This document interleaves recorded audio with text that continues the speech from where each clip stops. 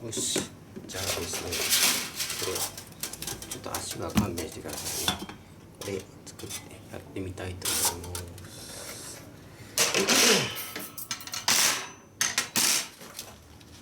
完成図はこれですね。これです。これ。さあ、これを作ってみよう。これね、慣れないとわかんないわ。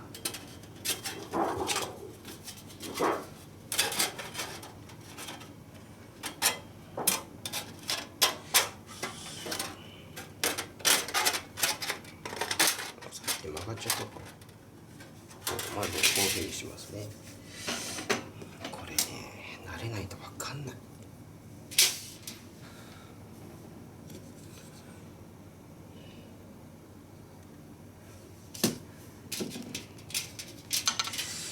で、これをここではめていく。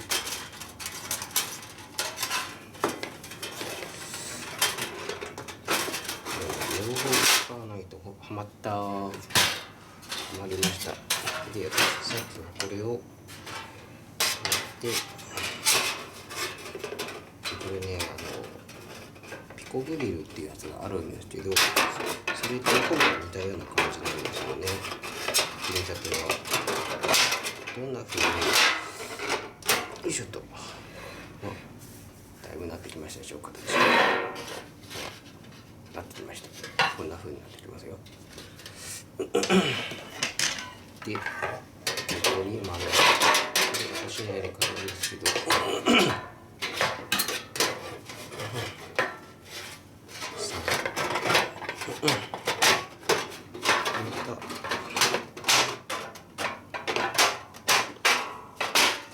よし、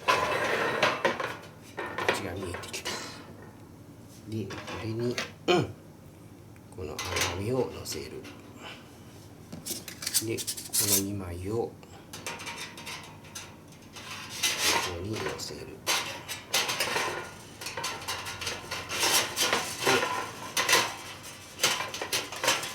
完成です。おー、パシパシパシパシパシ。これでお値段約1万円です。一人用のキャンプだったらこれで十分いけます。これ完成図ですね。こっちか。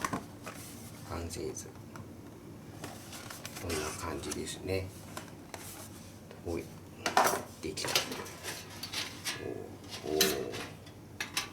私ですね、ちょっと左利きなので、これがこうやって移動しても、ここからこうやって巻きが入れられるので、非常に便利だと思ってこれにしました。で、これ約1万円です。これもすごい便利だと思いましたね。はい。じゃあこれの、ベルモンドの焚き火台の作り方です。組み立て方でした。以上。